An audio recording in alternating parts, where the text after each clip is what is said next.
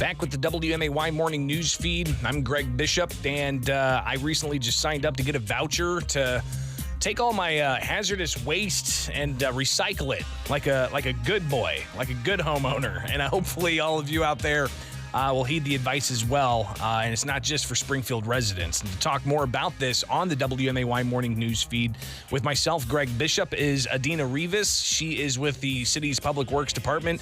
Adena, thanks for taking time with us this morning. Thanks, Greg. So this, again, is for everybody in the state of Illinois, which is a little bit different than it's been in previous years when you guys have done this. So I guess just lay it out there for us. What are we looking at? Well, starting last year, we did it a long time ago, and then we kind of got out of it because the EPA lost funding. But starting last year, we went back into partnering with the IEPA.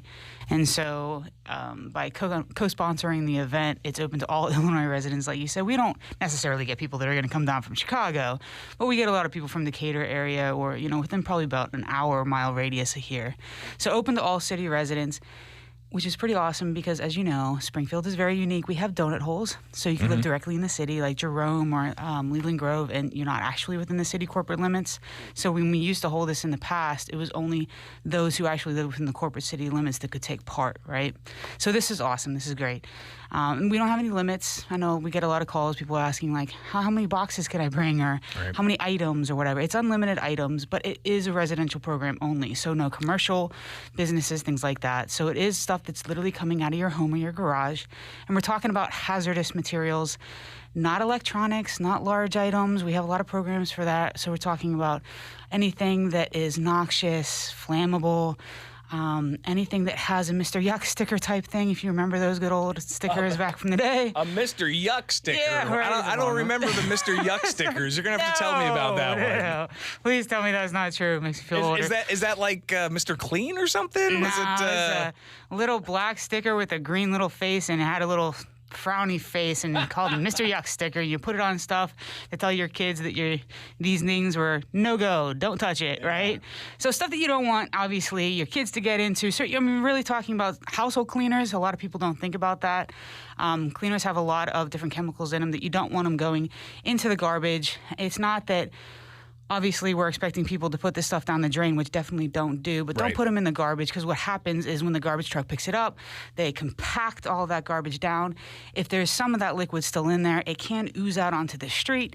Then you have the rain coming and everything else. It sends it down into the storm sewers, into the storm drains, and then it goes out into our environment, right? Which is not only toxic for us, but for animals and everything else, right?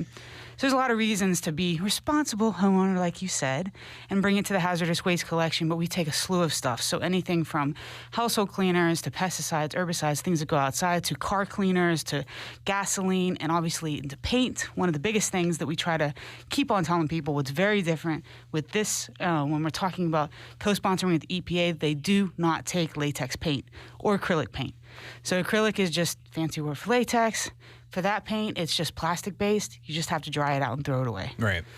Yeah, so there's just a few things that people might bring that they might have to turn away and say we can't bring those things. Should homeowners kind of, in a way, do that? If they have questions about it, bring it, make sure it's separated. That way, if they can't dispose of it there, then they can at least get some direction as to how they can get rid of it. Yeah, they can do that. I mean, they could always just give us a call, too, as far as our office. So 217-789-2255.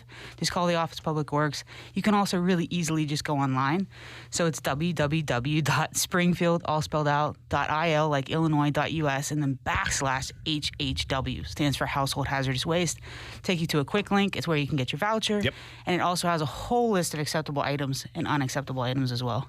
So, again, this is available for everybody in the state of Illinois, not just Springfield residents, not just those in the donut hole, but everybody in the state of Illinois. And as Adena Rivas, who joins us from the city's Public Works Department, talking about the hazardous waste recycling, she said likely people aren't going to drive down from Chicago, but you're going to get people from South Sangamon County. You're going to get people from Decatur. You're going to get people from all over, especially listening to the radio station. It's pretty, 92.7 is a pretty big FM signal. So hopefully people listening will start thinking about this, because it's coming up. And if they want to get in and out easy, they should get that voucher, right? The thing is, okay, so it's October 23rd. It's on a Saturday. It's the weekend before Halloween.